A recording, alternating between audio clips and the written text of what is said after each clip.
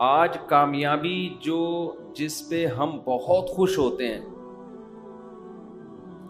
مجھے اپنا جب بھی میں یہ آیت پڑھتا ہوں نا، مجھے میٹرک کا رزلٹ یاد آتا ہے۔ میں نے میٹرک میں حسب معمول شرارتوں کے علاوہ کچھ بھی نہیں کیا تھا۔ ہم لوگ شرارتی تھے ایک نمبر کے، اللہ تعالیٰ معاف فرمائے۔ غلط قسم کی شرارتیں نہیں تھی، کوئی غیر اخلاقی۔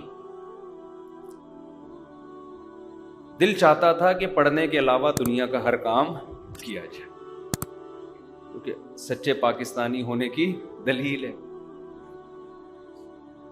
تو مجھے امید ہی نہیں تھی کہ میٹرک میں کوئی اچھے نمبر آئیں گے میرے، اور نقل بھی نہیں کرنی تھی۔ یہ بھی فیصلہ کیا ہوا تھا، وہی نقل پھرے ورے نہیں چلانے۔ گھر سے صلواتیں شروع ہو چکی تھیں کہ اس کا رزلٹ کوئی اچھا نہیں آئے۔ امتحان کے دنوں میں پھر ہم پر ایک ٹینشن مسلط ہوتی تھی کہ یار اب کچھ پڑھ لو، پورے سال تو کھیل کود میں گزارا ہے، شرارتوں میں، مستیوں میں۔ اب ایک گھر والوں کا دباؤ بھی ہوتا تھا، تو بالکل امتحان جب سر پہ کھڑا ہوتا تھا پھر پڑھنے کی کوشش شروع کرتے تھے۔ یہ ہو کیا رہا ہے، کتابیں لے کے بیٹھے ہوتے تھے۔ تو مجھے یاد ہے اپنا دن کہ میٹرک کا جب رزلٹ اناؤنس ہوا تو میں نے کہا میرا تو پتہ نہ صاف ہو جائے کہیں۔ تو میرا بی گریڈ آیا اور بڑی اچھی پرسنٹیج تھی، اے گریڈ تو نہیں لیکن بی۔ میں بہت خوش تھا اس دن، حالانکہ یہ بہت وقتی یہ خوشی ہے، یعنی اگر آپ فیل بھی ہو جاتے تو ایک سال سپلیمنٹری میں آپ ٹرائی کر لیتے یا اگلے سال دوبارہ دے دیتے۔ گھر والوں سے تھوڑی سی صلواتیں سننے کو ملتی نا، کھانا پینا بند تھوڑی ہونا تھا، وہ اسی طرح چلتا رہتا۔ اور اگر گھر والوں کی ٹینشن سے بچنا ہے تو دوبارہ فیل ہو جاؤ، پھر اگلے سال پھر فیل ہو جاؤ، تو گھر والے خود ہی بیزار آ کے کہتے ہیں کچھ اور کر لے۔ جب بھی آپ کو کوئی ٹینشن دے نا وہ کام بار بار کرو، اگلا خود پریشان ہو کے آپ کو پریشان کرنا چھوڑ دے گا۔ اصول یاد رکھو۔ دوسری شادی کر لی، مصیبت میں آ گئے، صلواتیں، گالیاں تیسری بھی کر لو، مزید گالیاں پڑ رہی ہیں، مزید ڈپریشن میں جا رہے ہو، ٹینشن میں ایک اور کر لو، جیسی کی تیسی۔ لوگ خود ہی بیزار آ جائیں گے، یہ بندہ ٹھیک ہے ہی نہیں، اس کو اپنے حال پہ چھوڑ۔ لوگ آپ کا کانفیڈنس چیک کر رہے ہوتے ہیں، ٹھیک ہے نا، یہ کتنا ڈھیٹ ہے۔ تو ایک دفعہ فیل ہو گئے، اگر آپ چاہتے ہو کہ ٹینشن پارسل کرو، خود ٹینشن نہ لو، تو دوبارہ بھی فیل ہو جاؤ۔ خیر ہمیں توقع نہیں تھی، بہت اچھے نمبر آ گئے تو بڑی خوشی ہوئی۔ تو مجھے وہ دن یاد آتا ہے۔ آواز صحیح آ رہی ہے آپ سب کو؟ تو مجھے وہ دن یاد آتا ہے کہ یار کتنی خوشی تھی، حالانکہ وہ تھوڑے دنوں کی ہے۔ کوئی ایسا بھی نہیں ہے کہ فیوچر اگر فیل ہو رہے ہیں تو ہمیشہ کا فیوچر تباہ ہو گیا۔ بھائی سپلیمنٹری میں دے دینا، اگلے سال دے دینا، اگلے نہیں تو اگلے سال، ایک سال ضائع ہو جائے گا نا۔ اور پھر دنیا میں ہر کامیاب آدمی کے پیچھے تعلیم تھوڑی ہے۔ آپ تو ماشاءاللہ باڈی بلڈر ہیں، آپ جم چلا رہے ہیں نا، تو اس کا ایجوکیشن سے کوئی تعلق ہے؟ بالکل بھی نہیں۔ اگر یہ پڑھے لکھے زیادہ پڑھ لیتے تو یہ جو ابھی ان کو عزت یا ترقی ملی ہے، صحت ہی نہیں ہوتی۔ سب سے پہلی بات، دنیا میں دنیا کی نعمتوں میں سب سے بڑی نعمت صحت ہے۔ ایک آدمی جو پی ایچ ڈی ڈاکٹر ہو یا کوئی بہت بڑی فلم ہو، صحت اچھی نہیں ہے، اس سے وہ ٹماٹر بیچنے والا زیادہ اچھا ہے جس کی صحت اچھی ہے۔ سمجھ رہے ہو؟ جو صحت اچھی ہے نا، جو ٹماٹر بیچ رہا ہے وہ زیادہ اچھا ہے۔ میں تبھی تو لوگوں سے کہتا ہوں، میں جب گاؤں دیہاتوں کی زندگی کو دیکھ کر آیا، میں نے دیکھا 100 سال لوگوں کی عمریں ہیں، پہاڑوں میں رہتے ہیں، چکی ان کی پانی سے چلتی ہے، آرگینک گندم خود اگاتے ہیں، خود کھاتے ہیں، ٹریکٹر ان پہاڑوں پہ چل نہیں سکتے، بیل سے ہل چلاتے ہیں، ان کو تمام لذتیں ان پہاڑوں میں حاصل ہیں جو ہمیں آج ترقی کے دور میں بھی حاصل نہیں ہیں. ان کی عمریں بھی اچھی, ان میں کوئی ڈپریشن کا مریض نہیں ہے, اور ان کی اولادیں بھی زیادہ, ان کے بچے بھی ماں باپ کا بہت احترام کرتے ہیں. ان کے ہاں اولادوں کے وہ مسائل نہیں جو آج ہمارے معاشرے میں. آج تو باپوں کو یہ شکایت, بیٹا ہماری سنتا نہیں ہے, مانتا نہیں ہے, ماں کو شکایت, وہاں یہ شکایتیں بھی نہیں ہیں. تو میں ان علاقوں میں جا کے کہتا ہوں یار اس ترقی کا, ان کو دیکھ کے ایسا لگتا ہے انسان کو 2 ٹکے کا فائدہ نہیں ہوا. مثلا یہ لائٹ نہ ہوتی تو اندھیرا ہوتا, سو جاتے, صبح اٹھتے جلدی اٹھ جاتے, صحت اچھی ہوتی, خراب ہوتی, اچھی ہو جاتی. فارمی مرغیاں نہ ہوتی تو یہ بھول ہے کہ ہمیں مرغی کھانے کو نہ ملتی, یہ غلط سوچ ہے. دیسی مرغیاں اتنی زیادہ ان کی پروڈکشن ہو جاتی کہ وہی ہمیں کھانے کو ملتی. اس کی میں ایک دلیل آپ کو یہ دیتا ہوں. جب تک مچھلی کی فارمنگ شروع نہیں ہوئی تھی, سمندر کی اور دریا کی آرگینک مچھی بہت ملتی تھی, ہمیں بہت ملتی تھی. سمندر رزق کے دروازے اس نے کھولے ہوئے ہیں, وہ دے رہا ہے, نکالو کھاؤ. ایک فلسفہ گڑھا گیا کہ یہ جو آرگینک مچھلی ہے یہ ہمارے لیے کافی نہیں ہے. اصل میں یہ بزنس کے نقطۂ نظر سے فارمنگ شروع کی گئی ہے. یار اس کی آواز کنٹرول کریں, میرے کان گونج رہے ہیں قدیر بھائی. بزنس کے نقطۂ نظر سے یہ فارمنگ شروع کی گئی ہے, بزنس کے پوائنٹ آف ویو سے.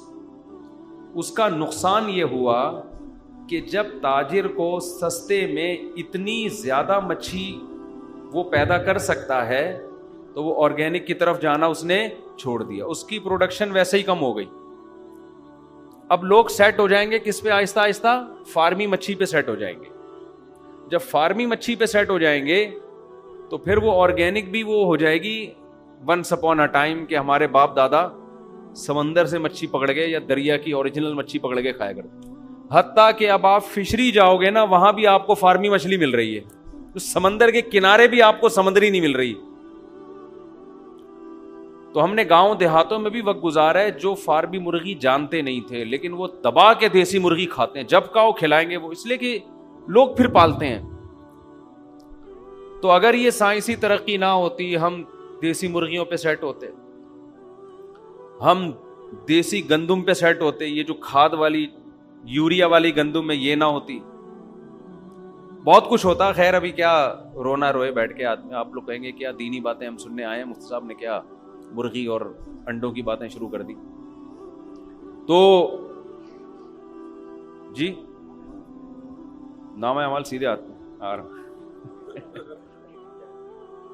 میں بات کہاں سے, یہاں سے ادھر سے ہم نے ٹریک بدلا کیسے نا, نہیں وہ تو ہے. ہاں میں رزلٹ کی بات کر رہا تھا کہ میں یہ عرض کر رہا تھا کہ ایجوکیشن اچھی چیز ہے, حاصل کرنی چاہیے. اس سے انسان پڑھا لکھا آدمی, میچور آدمی, بہت کچھ ہوتا ہے, لیکن اس کو بھی اپنے سر پہ بہت زیادہ مسلط کرنے کی بالکل بھی ضرورت نہیں ہے. سب سے پہلے کیا ہے؟ صحت. اگر آپ کوئی چیز اپنے اوپر مسلط کر لو گے تو آپ کی صحت گئی بھاڑ میں, نہیں تیل لینے. سمجھ رہے ہو نا؟ مسلط تو کرنا ہی نہیں ہے, مسلط صرف آخرت کی فکر, بس جہنم سے بچ جائیں جنت میں چلے جائیں. اس کے علاوہ مسلمان کسی چیز کی ٹینشن بالکل بھی نہیں لیتا. میں آپ کو بتاؤں, میں بہت پڑھے لکھے لوگوں سے بھی ملتا ہوں, سب کی بات نہیں کر رہا, لیکن میں نے بہت سو کو اوپر سے مینٹل ان کا دیکھا ہے تھوڑا سا سیٹنگ آؤٹ, بہت سو کو, تھوڑے نہیں. ہماری بھی ایک زندگی گزر چکی ہے اس معاشرے میں. پورے صحیح سیدھے نہیں, پورے صحیح نہیں ہوتے وہ. پورے صحیح میں نے ان لوگوں کو دیکھا ہے جو کچھ زیادہ پڑھے لکھے نہیں ہوتے. معذرت کے ساتھ میں کوئی ایجوکیشن کی نفی نہیں کر رہا, بلکہ ایسے لوگوں کو بھی دیکھا ہے جو پڑھ پڑھ کے پاگل ہو گئے, بالکل ہی پاگل ہو گئے, دماغی توازن بالکل خراب. اس کی ایک وجہ تو یہ ہوتی ہے کہ ٹینشن بہت لے لیتے ہیں. امتحان کے دنوں میں کتنی ٹینشن ہوتی ہے پتہ ہے نا آپ, اتنی پاگل ہو رہا. ہمیں تو یاد ہے اپنا زمانہ, اتنی دماغ میں ٹینشن ہوتی تھی کہ اف, پیپر ہے, کل پیپر ہے, پرسوں پیپر ہے, کیا ہوگا. ایک عجیب پہلے زمانے میں ہمارے علماء نے جو پڑھا ہے نا جن طریقوں سے, جو بڑے بڑے علامے پیدا ہوئے ہیں, ان میں ایگزام کا کانسیپٹ ہی نہیں تھا. آپ کو تاریخ میں جتنے بڑے بڑے علامے ملیں گے مسلمانوں میں, انگریزوں کا مجھے نہیں پتا, وہ ایگزام ہی نہیں دیتے تھے. وہ ہوتا یہ تھا, کسی کو ٹیچر بنایا, جو جس فن میں ماہر ہے اس کو اپنا ٹیچر بنا کے اس فن کو اس سے سیکھنا شروع کر دیا. بس کوئی ایگزام نہیں ہے. آپ کی اپنی چاہت پر ہے کہ آپ سیکھنا چاہتے ہو تو سیکھو. امتحان ہم کیوں لیں بھائی آپ سے؟ امتحان کیوں لیں؟ آپ کا اپنا نقصان ہے اگر نہیں پڑھ رہے. امتحان لے کے ہم نے کیا کرنا ہے؟ سمجھ میں آ رہی ہے بات؟ تو طالب علم کو یہ احساس ہوتا تھا کہ بھائی میں اگر پڑھوں گا تو میرا فائدہ ہے, نہیں پڑھوں گا تو چھوڑو یار, رکشا چلاؤ, ٹماٹر بیچو, کچھ اور کام کرو. یہ جو مدرسوں میں بھی, ہمارے مدرسوں میں, اور جو ہمارا نظام تبدیل ہوا نا, یہ بھی انگریز کے بر صغیر میں آنے کے بعد ہوا ہے. کچھ چیزیں ہم لوگ مدرسے والوں نے بھی گوروں سے لی ہیں. ایک اثر تو پڑتا ہے نا, اثر تو آتا ہے, ورنہ پہلے یہ سیٹ اپ نہیں ہوتا تھا. بس بھائی علم حاصل کرنا ہے, بیٹھو, جس سے آپ نے قرآن حفظ کرنا ہے حفظ کرنا شروع کر دو, کوئی امتحان نہیں. حافظ بن جاؤ گے تو ساری دنیا کہے گی بھائی حافظ ہے, نہیں بنو گے تو تمہارا نقصان ہوگا. اس سے طالب علم میں شوق برقرار رہتا. میں جب مدرسے گیا نا تو ہمارے مدرسے میں بھی میرا جو پہلا سال تھا اس میں امتحان کا کانسیپٹ نہیں تھا, تو میں نے بڑی محنت سے پڑھا. جب میں عربی گرامر میں نے پڑھنا شروع کی تو کچھ سوالات تو استاذ پوچھتے تھے, سبق پوچھتے تھے, کچھ میں فرضی سوالات بنا بنا کے اپنے آپ سے پوچھتا تھا. شوق بہت برقرار رہتا ہے ایسے. میں پتہ ہے ایسے جیسے ہم گردانے یاد کرتے ہیں نا, ضربا ضربا ضربو ضرب ضربتا, کس لفظ کا کیا معنی ہے, میں کیا کرتا تھا, پرچیوں پہ لکھتا تھا. کئی سارے صیغے لکھ کے پرچیوں پہ الفاظ لکھے, ان کو آپس میں مکس کر دیا, پھر پرچی اٹھا کے اپنا امتحان لیتا تھا کہ بتاؤ بھائی اس کا مطلب کیا ہے, ٹھیک ہے نا, یہ کون سا صیغہ ہے. تو جب آپ میں پڑھنے کا شوق ہوگا تو آپ پڑھیں گے, نہیں شوق ہوگا تو امتحانوں سے آپ کو ڈپریشن کے علاوہ کچھ بھی حاصل نہیں ہوگا. اور یہ بھی آپ کو بتاؤں, جو امتحان میں پاس ہوتے ہیں, اچھے نمبر لیتے ہیں, ضروری نہیں کہ وہ ان کو آتا بھی ہو. امتحان میں تکے دبا کے چل رہے ہوتے ہیں. ہمیں کئی بار ایسا ہوا کہ ہم نے امتحان پورے سال پڑھا نہیں, رات کو ایک سوال دیکھ کے چلے گئے, اتفاق سے وہی آ گیا, چھاپ کے آ گئے. اور جو پورے سال پڑھتا رہا اس نے وہ والا سوال نہیں دیکھا, صبح پیپر میں وہ والا سوال آ گیا. وہ ان پڑھ ہو کے, اس کے وہ پڑھا لکھا ہو کے نمبر کم, اور ہم نے نہیں پڑھا اور نمبر ہمارے زیادہ. یہ تکے چل رہے ہوتے ہیں. تبھی جو کمپنیاں ہیں نا, جو صحیح کمپنی ہے, وہ آپ کے فن کو دیکھتی ہیں کہ آپ کو آتا کیا ہے. آتا ہے تو ٹھیک ہے, آ جا, نہیں آتا چل بھائی نکل یہاں سے. وہ ڈگریاں کہہ رہے ہیں اپنی پینٹ میں رکھو اس کو, ہمارے کسی کام کی نہیں ہے. ایک صاحب میرے پاس آئے, کہنے لگے میرے پاس کوئی ڈگری شگری نہیں ہے, سب جعلی بنوائی ہیں میں نے, تجربہ بہت ہے. آج کل ایک کمپنی میں HR مینیجر لگا ہوا ہوں. HR مینیجر بڑی فلم ہوتی ہے. تو میں نے کہا تمہیں کہہ رہے ہیں بس ہم ایسی ٹوپی کرا کے نا کمپنیوں میں گھستے گھستے یہاں تک پہنچ گئے. کہہ رہا ہے لیکن بھاری بھرکم تنخواہیں مل رہی ہیں مجھے, کیونکہ میں کام ان لوگوں سے زیادہ کر کے دے رہا ہوں جو پراپر پڑھے ہوئے. ڈگریاں بنا لی تھی اس نے. تو کہاں سے کہاں بات چلی گئی. جو اصل بات میں آپ سے عرض کر رہا تھا, یہ تو درمیان میں یہاں بات آ گئی نا. اصل بات میں عرض کر رہا تھا کہ موضوع میں تو ابھی آ رہا ہوں انشاءاللہ سورہ الحاقہ کی طرف, لیکن کچھ بیچ میں غریبیاں بھی چلتی ہیں. تو بار بار آپ سے یہ عرض کرتا ہوں, کیونکہ اتنے ڈپریشن کے مریض آ رہے ہیں ہمارے پاس پورا ہفتہ, tension depression stress, tension depression stress. یہی لفظ سن سن کے بیزار ہو گئے ہیں. تو کیوں لے رہے ہو ٹینشن یار؟ اپنی صحت پہ کبھی کمپرومائز نہ کرو, اور اللہ پہ اعتماد اور توکل کرو گے تو ٹینشن ختم ہوگی. اللہ پہ اعتماد نہیں ہے نا, اسباب پہ نظر ہیں. یہ کروں گا تو یہ ہو جائے گا, یہ نہیں کیا تو یہ نہیں ہوگا, گئے بس کام سے. جب ڈکشنری سے اللہ نکل جاتا ہے نا, پھر آدمی کہتا ہے اگر میں یہ کروں گا تو یہ ہوگا, یہ نہیں کروں گا تو یہ نہیں ہوگا, اور یہ کیا جا نہیں رہا ہے مجھ سے. یعنی وہ کہتا ہے اگر میں پڑھوں گا تو عزت ملے گی, پیسہ ملے گا, نہیں پڑھوں گا تو نہ عزت ملے گی نہ پیسہ ملے گا. تو چلو پڑھ لو. اب پڑھنے کے لیے بیٹھا ہی نہیں جا رہا اس سے. پڑھائی کے لیے بیٹھا ہے تو کتاب نہیں پڑھی جا رہی, پڑھ رہے تو سمجھ میں نہیں آ رہی, کسی ٹیچر کو رکھوایا وہ بھی نہیں سمجھا پا رہا, 6 دفعہ سمجھا رہا ہے تو بھی سمجھ میں نہیں. ہر آدمی کا مینٹل لیول ایک جیسا تھوڑی ہوتا ہے. پھر آدمی کہتا ہے کیا عذاب میں پھنس گیا یار میں. پھر الٹے خیالات, ابے میرا وہ فلاں دوست تو پڑھ لیا تو امریکہ چلا گیا, تو بیٹا گٹر کے ڈھکن صاف کرے گا بیٹھ کے, اپنا فیوچر تو دیکھ لے. میں نے اپنی زندگی میں اس طرح لوگوں کو اپنے سامنے پاگل ہوتے ہوئے دیکھا ہے. ہمارے محلے میں ایک نوجوان تھا, پڑھ نہیں سکا, وہ ڈپریشن سے پاگل ہو گیا, اتنا پاگل ہو گیا کہ جو بالکل پاگل نہیں ہوتے, بال کھول کے گھوم رہے ہوتے ہیں, یہ والا پاگل. کبھی ٹریفک پولیس والا بنا ہوتا تھا وہ, حقیقت ہے, جیسے پاگل والی حرکتیں ہوتی ہیں. ایک دن کیا ہوا, مین روڈ بلاک کر دیا اینٹوں سے, اور ٹریفک پولیس والا بنا ہوا ہے, گاڑیوں کو یوں کر کے روک رہا ہے, ایسے ایسے کر رہا ہے. چلو عجیب یعنی بالکل ہی قابل ترس ہو گیا وہ. ہوا کیا, پڑھنے کی اس کی چاہت تھی لیکن پڑھ نہیں سکتا.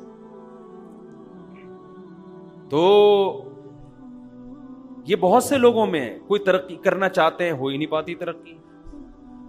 تو آپ کا کام کیا ہے, سب سے پہلے اپنی کھوپڑی کو ٹینشن سے آزاد. اس کے 2 موٹے موٹے اصول ہیں, ویسے تو اس پر میرے مستقل آپ کو بیانات ملیں گے, آڈیو بیان ہے, یوٹیوب پہ آپ سرچ کریں, ڈپریشن کا علاج, ٹینشن کا علاج, یہ سرچ کریں. لیکن اس کے علاوہ 2 چیزیں ہلکی پھلکی. ایک تو یہ سمجھ لو دنیا مسافر خانہ ہے. مسافر خانے کا مطلب یہاں ٹینشن ختم کرنے کی کوشش ہی نہیں کرنی ہے. اس کی کوشش کرو گے نا بہت زیادہ تو یہ بڑھے گی, کم نہیں ہوگی. جیسے وسوسہ ایسی چیز ہے, جتنا دماغ سے نکالو گے اتنا ہی دماغ میں گھسے گا. اگر آپ واش روم میں بیٹھ گئے, پیشاب کرنے کے بعد آپ نے کہا قطرہ آنا جب بند ہوگا تو میں اٹھوں گا, قیامت آ جائے گی, آپ کا قطرہ آنا بند نہیں ہوگا. سمجھ رہے ہو نا؟ جو وہمی ہوتے ہیں نا ان کے ساتھ ایسا ہی ہوتا ہے, وہ بیٹھے رہتے ہیں, چکر آنا شروع ہو جاتے ہیں, قطرہ بند نہیں ہوگا ان. کیوں؟ آپ کے پیشاب کا آپ کے مائنڈ سے, دماغ سے تعلق ہے, کیونکہ آپ کی توجہ وہاں ہے. جب وہاں توجہ, یہ جو ہمارا قضائے حاجت کا جو سسٹم ہے نا, پیشاب اور قضاء, اس کا ہمارے دماغ سے بہت گہرا تعلق ہے. تبھی تو ایک دم جیسی خوف ہوتا ہے فوراً قبض کھل جاتا ہے آدمی کا. کسی کو بہت زبردست قبض ہو نا, ٹوٹ نہ رہا ہو, رات کے اندھیرے میں چڑیل بن کے ڈرائیں اس کو, فوراً واش روم بھاگے گا وہ. پرانے سے پرانے قبض کا بہترین علاج ہے یہ, حقیقت. تو جب آپ واش روم میں بیٹھے ہوئے اور توجہ ساری آپ کی پیشاب کی طرف ہے, سوال ہی پیدا نہیں ہوتا کہ وہ رک جائے. بیٹھے رہو. اس کا علاج ہے کہ تھوڑی دیر بیٹھو, جب خیال ہونے لگے کہ یار اب بند ہو گیا ہوگا, استنجا کرو, پتلی گلی سے نکل لو, ٹھیک ہے. تو کدھر سے کدھر کھچڑی پک رہی ہے آج بیان میں, شروع سے ہی کھچڑی پکنا شروع ہو گئی ہے. تو میں اصل بات یہ کہہ رہا تھا کہ ٹینشن سے بچنا ہے نا, کیونکہ بہت زیادہ لوگ ہیں پریشانی میں. تو ہاں, میں یہ عرض کر رہا تھا کہ خیالات کو جب آپ نکالو گے تو خیال دماغ سے نکلے گا نہیں, وہ اور آئے گا. جو وسوسے کے مریض ہوتے ہیں نا, کہتے ہیں غلط خیالات آتے ہیں, تو ان کو ہم کبھی بھی نہیں کہتے کہ ان خیالات کو نکالو. وہی نکالو گے تو وہ اور آئیں گے.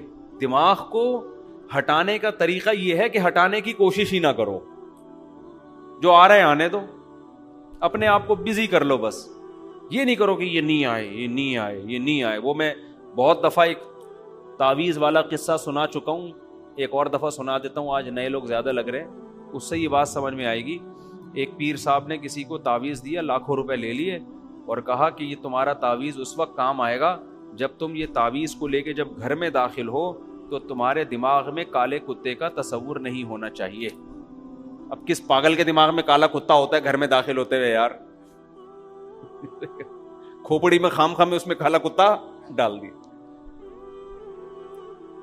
اب اس نے کہا لاکھوں روپے کا تعویذ نہ برباد ہو جائے تو کالا کتا دماغ سے نکالو, ورنہ لاکھوں روپے کا تعویذ کیا ہو جائے گا, برباد. اب یہ تعویذ گھر میں لے کے گھر کو چلا ہے اور کہہ رہا ہے یار کالا کتا دماغ میں, یار یہ دماغ میں تو کالا کتا آ رہا ہے, اس کو نکالو, کالے کتے کو نکالو, نہیں نکل. یہاں تک کہ گھر کے قریب پہنچ گیا, اب تو اور آ رہا ہے, ابے نکل دماغ سے, نہیں نکل رہا. کتوں کی پوری فوج گھس گئی اس کے دماغ میں نا, اور آ بھی کالے ہی رہے ہیں. پھر ریورس گیئر لگا کے دروازے سے پیچھے آتا, پھر گھستا, بالآخر نہیں نکلنا تھا اس, سوال ہی پیدا نہیں ہوتا. کوئی میڈیسن, کوئی وظیفہ ایسا نہیں ہے جو کتا دماغ سے نکال دے, اور گھر میں گھس گیا. تعویذ نے تو ویسے بھی اثر نہیں کرنا تھا, وہ پیر صاحب کو پیسے کمانے کا موقع مل. تو یاد رکھو, بالکل دنیا کی مثال ایسی ہے, جو دنیا میں سکون کا متلاشی ہوتا ہے نا, کہ بس مجھے سکون چاہیے, مجھے سکون چاہیے, میری سٹریس ختم ہو جائے, میری ٹینشن ختم ہو جائے, اس کی ٹینشن کبھی ختم نہیں ہوتی. اس کو اگنور کر دو.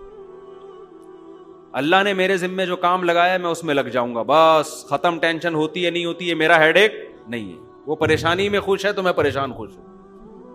اس کا سب سے پہلا علاج یہ ہو کہ پریشانی ختم ہو جائے گی. آپ اس کا سب سے پہلا فائدہ یہ ہو.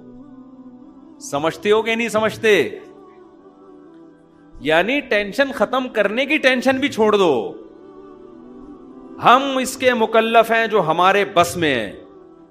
اس کی مثال, ہمیں شریعت نے صحت کے اسباب کا حکم دیا کہ آپ ایسی چیزیں نہ کھاؤ جس سے صحت خراب ہوتی ہے. آپ لائف اسٹائل ایسا رکھو جس سے صحت بنتی ہے. اسباب اختیار کرو. نتیجہ کس کے ہاتھ میں ہے؟ اللہ کے. بہت سے لوگ بہت کچھ کر کے بھی کینسر مر جاتے ہیں, اور بہت سے بد پرہیزی کر کے بھی 100 سال زندہ رہتے ہیں. تو ہم مکلف ہیں اس کام کے جو ہمارے ذمے قدرت نے لگایا ہے. اگر ایک آدمی صحت کی فکر کرتا ہے اتنی جتنی شریعت نے کہا ہے, احتیاط کرو. ہمارے نبی کی جو غذائیں تھیں, سادہ غذائیں تھیں, محنت تھی, وقت پہ سونا, وقت پہ اٹھنا, یہ ساری چیزیں مینج کر کے ایک آدمی چل رہا ہے, لیکن اس کی یہ ساری محنت برباد ہو جائے گی اگر وہ اس کے رزلٹ کو اپنے اوپر مسلط کر لے. سمجھ رہے ہیں نا؟ اگر وہ یہ ٹینشن لینا شروع کر دینا کہ اس کا رزلٹ نکل رہا ہے, صحت میری بننی ہے لازمی, تو یہی چیز اس کی صحت کے خراب کرنے کا, کیونکہ صحت کے لیے سب سے پہلے ضروری ہے بے فکری ہو, ٹینشن نہ ہو. اسٹریس اور ٹینشن سے تو آدمی کا بیڑا غرق ہو جاتا. میں نے دیکھا ہے کچھ لوگ صحت کو مسلط کر لیتے ہیں, ہائے یہ نہ ہو جائے, ہائی یوں نہ ہو جائے, ہائی یوں نہ ہو جائے, بھائی یہ بھی نہ, چھوئی موئی بن گئے. یہی چیز ان کو ڈپریشن میں لے گئی. تو آپ نے اسباب اختیار کرنے ہیں, بن گئی ٹھیک ہے, نہیں بنی تو کون سا یار, ہم نے قیامت کا اعلان کر کے تھوڑی جانا ہے. وہیں جانا ہے جہاں بیمار لوگ گئے ہیں. ہم بھی مر جائیں گے, وہ بھی مر جائیں گے, فنش. کتنے دن زندہ رہنا ہے ہم. تو خوش آدمی صحت مند ہوتا ہے, کامیاب ہوتا ہے, بھلے اس کے پاس پیسے نہ ہوں. تو اس لیے ہاں, تو میں پہلی بات یہ عرض کر رہا تھا, 2 اہم چیزیں ہیں. پہلا چیز کیا, دنیا کو مسافر خانہ سمجھے انسان. جب مسافر خانہ سمجھے تو کامیابی کے اسباب اختیار کرے گا, کامیابی کو دماغ میں مسلط نہیں کرے گا. اللہ دے دے کامیابی ٹھیک ہے, نہیں دے تو بھی ٹھیک. دوسری چیز, اللہ پہ توکل. توکل کا مطلب یہ ہوتا ہے اللہ نے جو قانون بنایا ہے عمل کا, میں اس کو تو فوکس کروں گا, ہر کامیابی کا سبب میں اختیار کروں گا, نتیجہ میرے ہاتھ میں نہیں ہے. نتیجہ جو بھی نکلے, چاہے الٹا نکلے, وہ میرے لیے بہتر ہی ہوگا. میں بار بار مثال دیتا ہوں نا یعقوب علیہ السلام کی. ساری زندگی ٹینشنوں میں, سارے نتیجے الٹے ہی نکل رہے ہیں. ایک بچہ گم ہوا, پھر دوسرا بھی گم ہو گیا, لیکن اللہ پہ توکل کر رہے ہیں, جو ہو رہا ہے میرے حق میں کیا ہو رہا ہے, بہتر. رزلٹ کیا ہوا, بہتر ہوا نا, رزلٹ سب سے اچھا ہوا. زکریا علیہ السلام کو اولاد ہی نہیں مل رہی, دعائیں مانگ مانگ کے آخر میں اولاد ملی, ایسی ملی کہ پیغمبر دے دیا اللہ نے, پیغمبر مل گئے ان. تو یعنی حضرت حکیم الامہ مولانا شرف علی تھانوی رحمہ اللہ تعالیٰ فرمایا کرتے تھے, یعنی ان 2 باتوں کا میں خلاصہ بیان کر رہا ہوں ان کی زبان میں, کہ رضا بالقدر, اپنے آپ کو اللہ کے حوالے کر دے, اپنے آپ کو اللہ کے سپرد, کہ جو میرے ساتھ ہوگا وہ میرے حق میں بہتر, بس میں اس پہ راضی ہوں. میں خدا نہیں ہوں, خدا کوئی اور ہے, بس جو ہوگا کیا ہوگا, بہتر. لیکن اس کا دیندار لوگ غلط مطلب لیتے ہیں, جو ہوگا بہتر ہوگا, لہذا بھاڑ میں جائے, جو مرضی کرنا ہے کرتے رہو, بیٹھ ہوگا تو وہی جو اللہ چاہے گا. یہ غلط مطلب ہے. ابے شوگر کا مریض لڈو کھا رہا ہے بیٹھ کے, اس کو کوئی سمجھا رہا ہے بھائی یہ تیرے کھانے کی چیز نہیں ہے, مرے گا, وہ کہے گا میں اللہ کی تقدیر پہ کیا ہوں, راضی ہوں. یہ مطلب نہیں ہے. آپ نے حماقتوں کے سارے کام کر لیے, آپ کمانے کی کوشش نہیں کرتے. جب بیوی بچے صلواتیں سناتے ہیں ڈپریشن میں جاتے ہیں, اور پھر جب ڈپریشن اسٹریس ہوتی ہے تو آپ کہتے ہیں مفتی صاحب نے کہا ہے کہ اسلام یہ کہتا ہے کہ کسی چیز کی ٹینشن نہ لو, لہذا میں اس کی ٹینشن نہیں لے رہا. یہ مطلب ہرگز نہیں ہے. اپنی طرف سے آپ نے کامیابی کے تمام اسباب اختیار کرنے ہیں, پھر نتیجے کی ٹینشن نہیں لینی, پھر اللہ کی مدد ہوگی. اگر اپنی حماقتوں کی وجہ سے آپ پر آزمائشیں آئی ہیں, اس میں اللہ آپ کے دل کو صبر کے لیے نہیں تھامتا. علماء کہتے ہیں آپ کی حماقت سے جو پریشانی آئے گی اس میں آپ کو صبر کی توفیق نہیں ملتی. آپ نے کام صحیح کر رہے, پھر بھی اللہ کی طرف سے آزمائش آ گئی, اس آزمائش میں اللہ کی طرف سے صبر کی توفیق ملتی, اللہ دل کو تھام لیتا ہے. آج کل جو آزمائشیں اور ٹینشنیں آ رہی ہیں وہ اللہ کی طرف سے نہیں آ رہی, وہ میری اور آپ کی حماقتوں سے آ رہی ہیں. سمجھتے ہو ان میں سب سے بڑی حماقت جو ہماری پاکستانی قوم کا بلکہ اکثر مسلم قوم کا المیہ ہے, وہ حماقت ہے سستی اور کاہلی. یہ جو میں باتیں کرتا ہوں میں اپنے لیے بھی کرتا ہوں کہ مجھے بھی ہدایت ملے. آپ یہ نہ سمجھیں مفتی صاحب پتہ نہیں کتنے چست اور ایک دم صبح 4 بجے اٹھ کے ان کی ایکٹیویٹی شروع, اور ایک دم یہ نہیں, میں اپنے لیے بھی کر رہا ہوتا ہوں کہ مجھے بھی اللہ توفیق دے. ہم لوگ کسی بھی چیز کے اسباب کو بالکل بھی اختیار بولو نہیں کرتے. جیسے آپ کا پڑھائی میں دل نہیں لگ رہا, نہیں دماغ لگا, چھوڑ دو پڑھائی, لیکن جس کام میں دل لگ رہا ہے وہ تو کرو پھر, کچھ اور تو کرو, ٹھیلا ہی لگا لو. یہ جو سارا دن پڑے ہوئے ہیں نا پوستیوں کی طرح, یعنی دیکھو ایک ہوتا ہے آرام. آرام کی ڈیفینیشن کیا ہے؟ جب آپ اہم کاموں میں تھک جائیں تو باڈی کو کیا دیں؟ آرام. تو آرام مقصد نہیں ہوتا, آرام اہم کاموں کے لیے باڈی کو دوبارہ سے تیار کرنا, اس کو کیا کہا جاتا ہے؟ ریسٹ. سمجھتے ہو اس کو کیا کہا جاتا ہے؟ ریسٹ. ہمارے ہاں المیہ یہ ہے آرام مقصود ہے. کام جب سر پہ مجبوری میں عذاب میں ٹینشن میں آتا ہے نا کہ مر نہ جاؤں, پھر کام کرنا شروع کر دیتے ہیں. نہیں آ رہی میرا خیال ہے بات. ہر آدمی کی خواہش ہے میں پڑا رہا ہوں آرام سے, اللہ یہ کہ کوئی آسمانی آفت نہ, آسمان نہ پھٹ جائے, کوئی بہت بڑا عذاب نہ آ جائے میرے اوپر. جیسے آپ دفتر جاؤ گے تو دفتر آپ اس وقت تک نہیں پہنچتے جب تک کہ آپ کو یقین ہے کہ اب مزید لیٹ ہوا تو اب باس کی طرف سے صلواتیں سننے کو ملیں گی. اب اٹھنا مجبوری بن چکی ہے. اس کا مطلب آرام اصل تھا, کام کیا ہو گیا؟ ایک جزوی. یہی ہو گیا کہ نہیں ہو گیا؟ تو یہ لائف اسٹائل صحیح نہیں ہے. اس میں آپ کو اگر ناکامی ملے گی تو یہ ناکامی اللہ کی طرف سے نہیں ہے, یہ کس کی طرف سے ہے؟ آپ کی طرف سے. آپ اگر صبح و شام الٹی سیدھی چیزیں پھوڑ پھاڑ کے آپ نے برابر کر دی ہیں, اور پھر آپ کا کولیسٹرول لیول بڑھ گیا, آپ کو ہارٹ کے مسائل شروع ہو گئے, آپ کو شوگر, آپ کے گردے میں مسئلے, تو یہ بیماری اللہ کی طرف سے نہیں ہے. یہ کس کی طرف سے میرے بھائی؟ آپ کی اپنی حماقتوں کی وجہ سے. اس لیے ان بیماریوں میں, آج کل بیماریوں میں عام طور پہ صبر کی توفیق مل نہیں رہی ہوتی. ٹھیک ہے, کیونکہ یہ کس کی حماقتوں سے ہوتی ہیں؟ اللہ کی. اور اس میں تسلی بھی نہیں ملتی. جب آدمی روتا ہے کہ وہ اس وقت مجھے کہہ رہے تھے یہ نہ کھا یہ نہ کھا. میں آپ کو ایک صحت کی چھوٹی سی بات بتا دوں, آپ روزے رکھنا شروع کر دو, اتنی خاندانی صحت ہو جائے گی نا کہ ایسی خاندانی ہو جائے گی کہ بس پوچھو ہی نہیں. روزہ ایسا ہی صحت کے لیے ایسی مفید چیز ہے, بڈھوں کو جوان کر دے, ایسی چیز ہے یہ. سمجھ رہے ہو؟ اس کو ہلکا نہ سمجھو آپ. اس پہ اب آج کل بڑی جدید ریسرچ, تجربے سے بڑھ کر کوئی دلیل ہوتی ہے؟ آپ چند دن روزے رکھو, آپ کی آنکھیں روشن ہونا شروع ہو جائیں گی, ایسے ہلکے پھلکے, اور پھر کم کھانے کی عادت پڑ جائے گی آپ کو. میں اپنی تعریفیں کبھی بھی نہیں یہاں بیٹھ کے کرتا, صرف مثال دینے کے لیے. میں نے صبح سے لے کے اب تک بمشکل 1 روٹی کھائی ہوگی. صبح پراٹھا کھایا تھا, وہ بھی آدھا,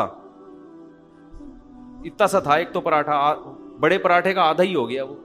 اور میرا خیال ہے میں نے دوپہر بھی آدھی روٹی کھائی ہوگی, کیونکہ میں بالکل فٹ فاٹ, کوئی مجھے کوئی ویکنیس کوئی کمزوری الحمدللہ. یہ جو ہم کہہ رہے ہیں نا پھوڑتے جاؤ پھوڑتے جاؤ پھوڑتے جاؤ پھوڑتے جاؤ, یہ دماغ خراب ہوا ہوا ہے نا, یہ کسی نے غلط پٹیاں پڑھائی ہوئی ہیں. دوپہر میں جب روٹی کھانے کے لیے بیٹھا نا تو میرے پاس آج قیلولے کا ٹائم نہیں تھا, کھانے کے بعد آرام کا ٹائم نہیں تھا. مجھے پتا تھا زیادہ کھاؤں گا نیند آئے گی, سارا دن کا بیڑا غرق ہو جائے گا میرا. تو مجھے چند لقمے کھانے کے بعد اندازہ ہو گیا کہ مجھے کمر سیدھی کرنے کے لیے, چلنے پھرنے کے لیے جتنا کھانا تھا نا, جو ویکنیس ہو رہی تھی, صبح سے تھوڑا سا پراٹھا کھایا ہوا تھا تو ویکنیس ہوتی ہے, آدمی کو کمزوری محسوس ہونا شروع ہو جاتی ہے. تو مجھے اندازہ ہو گیا کہ اتنے نوالے میں نے پیٹ میں ڈال دیے کہ اب میری کمر سیدھی ہو گئی, وہ جو ویکنیس ہو رہی تھی وہ ختم. تو میں نے ہاتھ روک لیا اپنا, کیونکہ اب میں مزید کھاتا تو لمبا ہونا پڑتا مجھے. مزید کھاؤ گے آپ کیا ہوگا پھر, ٹون بیٹھا ہوا ہے یہاں بیٹھا ہوا ہے, تو پھر دیکھو نا لوگ کوئی بیٹھے ہوتے کوئی ٹیڑھا بیٹھا ہوتا ہے. پاکستانی کو کبھی آپ سیدھا نہیں دیکھو, کھڑا ہوا ہوگا تو ٹیڑھا کھڑا ہوگا, بیٹھے گا تو ٹیڑھا. وجہ کیا, اتنا پیٹ بھرا ہوا ہے کہ سیدھا ہوا ہی نہیں جا رہا اس سے. آپ زیادہ کھاؤ گے آپ کو غنودگی آئے گی. پھر اس میں بعد بھی میں نے تھوڑا سا قیلولہ کیا ہے, کیونکہ تھوڑی سی بھی روٹی کھاؤ تو ہلکی پھلکی نیند آتی ہے. وہ قیلولہ کیا ہے, عصر کی اذان 5:15 پہ اور نماز 5:30 پہ. تو میں 5:15 پہ لیٹا ہوں, 5:30 کا الارم لگا کے. سمجھتے ہو, اتنی دیر میں جو آنکھ لگی ہے, پھر بھاگتا ہوا آ کے وضو کر کے جماعت میں شامل ہو گیا تو فریش ہو گیا. اتنی نیند کافی ہوتی ہے اگر آپ کھانا کھا لو. تو یہ جو پھوڑنا پھاڑنا, ادھر سے یہ کھا لیا ادھر سے متصل لہلا لیا, سب کچھ کھا لیا, ادھر سے یہ کھا لیا ادھر سے یہ کھا لیا, یا تو بہت آپ نے ایکسرسائز کی ہو کہ بڑے بڑے ویٹ اٹھائے ہوں آپ نے, اور پھر آپ کی باڈی مانگ رہی ہو کہ کھا جا اس کو, اگر ابھی کھانا نہیں ملا تو یہ انسانوں کو کھا جائے گا, اتنی بھوک لگ رہی ہے. پھوڑتے ہوئے مزہ بھی آتا ہے یار. صبح سے ہم نے کون سے کوئی ویٹ لفٹنگ کی ہے. تو یہ رمضان کے حوالے سے بھی بات ہو گئی نا کہ روزہ جو ہے نا, روزہ ایسی خاندانی چیز ہے, صحت کے لیے بہت ہی مزے کی چیز ہے یہ. لیکن روزے میں 2 چیزوں کا خیال کر لیں, بس میں یہ کر کے پھر اصل ٹاپک کی طرف آتا ہوں. روزے میں 2 چیزوں کا خیال کر لینا چاہیے کہ جن کی عمر 40 سال سے اوپر ہے نا, وہ روزے میں روٹی چاول چھوڑنے کا ان کے پاس بہترین موقع ہے. کم کر دیں یہ, باقی چیزیں پھوڑیں آپ, ٹھیک ہے نا, گوشت پھوڑیں, کھجوریں پھوڑیں, دودھ پھوڑیں. یہ صرف تجربہ کر لیں کہ رمضان میں آپ نے روٹی اور چاول کیا کر دینا ہے, کم. چاٹ بھی کھائیں آپ, میرا تجربہ ہے, ہو سکتا ہے یہ ان کی رائے کچھ اور ہو, میں تو اپنا تجربہ شیئر کر رہا ہوں. پروفیشنل آدمی تو ہی ہیں, یہ آپ کو بتائیں گے کیا کرنا, کیا کھانا ہے کیا نہیں کھانا. لیکن میں اپنا تجربہ شیئر کر رہا ہوں کہ آپ جب افطاری کے لیے بیٹھتے ہیں نا, نفلی روزہ بھی رکھیں کبھی, افطاری کے لیے بیٹھتے ہیں, آپ کالے چنے کی چاٹ کھا لیں, آپ سفید چنے کی چاٹ کھا لیں. ہر وہ چیز جس میں کاربوہائیڈریٹ کارب کم ہو. گندم جو ہے نا, یہ جو روٹی آج کل ہم کھا رہے ہیں نا, یہ ویسے چینی سے بچ رہے ہیں لوگ. روٹی کھا لی تو بس گڑ کھا لیا آپ نے, ٹھیک ہے نا. روٹی میں بہت زیادہ, تبھی تو روٹی کھا کے ٹون ہوتا ہے آدمی.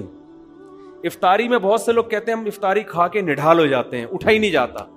آپ افطاری میں لیمن کا شربت پئیں اور یہ چاٹ ماٹ کھا لیں, روٹی نہ کھائیں, تو آپ نہیں نڈھال ہوں گے اور فریش ہو جائیں گے آپ. سمجھتے ہو کہ نہیں سمجھتے؟ تو افطاری میں یہ رمضان جو ہے صحت بنانے کا ایسا بہترین, اور اس سے پھر آپ کو پورے مہینے جب آپ کنٹینیو یہ روٹین رکھیں گے آپ کو عادت پڑ جائے گی. میں نے اکثر دیکھا ہے رمضان گزرنے کے بعد عید میں زیادہ بھوک لگتی نہیں ہے پھر, بلکہ پیٹ خراب ہو جاتا ہے زیادہ کھا لو گے آپ. تو قدرت نے آپ کو ایک بہت اچھی سہولت دے دی کہ اب آپ عید کے دن تھوڑا کنٹرول کر لیں. آپ کو کنٹرول کرنے کی عادت پڑ گئی ہے, لیکن ہم پیٹ خراب کر کے نا اس عادت کو کیا کرتے ہیں, عید کے دن تھوڑا سا کھائیں گے پیٹ بھر جاتا ہے. لیکن ہم کہتے ہیں یار میں نے رمضان سے پہلے تو یہ پوری پلیٹ بھر کے کھائی تھی, تو میرا آدھی میں کیوں بھر گیا پیٹ. اب پیٹ کہہ رہا ہوتا ہے نہیں ضرورت, آپ نے کہا نہیں میں تو ٹھوسوں گا, میں تو ٹھوسوں گا. وہ ٹھوس کے پھر وہی ہو جاتا ہے, تھوڑے دن مر جائیں گے اور دھماکے پٹ پٹا جائیں گے. اور کیا ہو, مرنا بھی اتنا مسئلہ نہیں ہے بھائی. جتنے دن جیو صحت کے ساتھ جیو, خوشی کے ساتھ جیو, دماغ فریش ہو, آنکھوں کی روشنی صحیح ہو. تو یہ کھانے سے اس کا بڑا گہرا تعلق ہے. بھوک سے مرنے والے دنیا میں انگلی پہ گنے ہوئے لوگ ہوں گے. کھا کے مرنے والے جتنے اس وقت لوگ مر رہے ہیں 99% وہ ہیں جو کھا کے مرے ہیں. قبرستان میں جاؤ, اگر قبروں پہ موت کی وجہ لکھی ہوئی ہو نا, ایک بھی ایسا نہیں ہے جس میں لکھا ہوگا ان کو کھانے کو نہیں ملا تھا اس لیے مر گئے یہ ایک بھی ایسا نہیں. جتنے مردے پڑے ہوئے ہیں نا, حضرت کو ہارٹ اٹیک ہوا تھا, کیوں ہوا تھا؟ کولیسٹرول لیول بڑھ گیا تھا. کولیسٹرول لیول سے کیا ہوا جی؟ رگیں بلاک ہو گئیں. تو کیا تھا اصل میں؟ گھی کے پراٹھے بہت کھا لیے تھے, بہت زیادہ پھوڑ دیے تھے. اس دن رات کو جب یہ آئے, اتنا کھایا انہوں نے, اتنا کھایا کہ صبح پولیس بھی ان کو نہیں اٹھا سکتی. ٹھیک ہے, ایسا مرے ہیں یہ. جتنے آپ کو ملیں گے ایسے ہی ملیں گے. تو یہ ہمارے مذہب کی بھی تعلیمات ہیں. نبی صلی اللہ علیہ وسلم نے فرمایا کہ سب سے بہترین زمانہ میرا ہے, پھر اس کے بعد والا, پھر اس کے بعد والا. پھر فرمایا جھوٹ پھیل جائے گا معاشرے میں, اور پھر آپ نے فرمایا موٹاپا پھیل جائے گا. تو موٹاپے کا کیا مطلب؟ پھوڑنے پھاڑنے والے لوگ آئیں گے. تو یہ ہمارے مذہب کی بھی تعلیمات ہیں کہ انسان کھانے پینے میں کیا کرے. تو روزہ اسی وجہ سے تو رکھوایا جاتا ہے کہ پھوڑنے پھاڑنے کی عادت کو ختم کرو. سمجھتے ہو کہ نہیں سمجھتے؟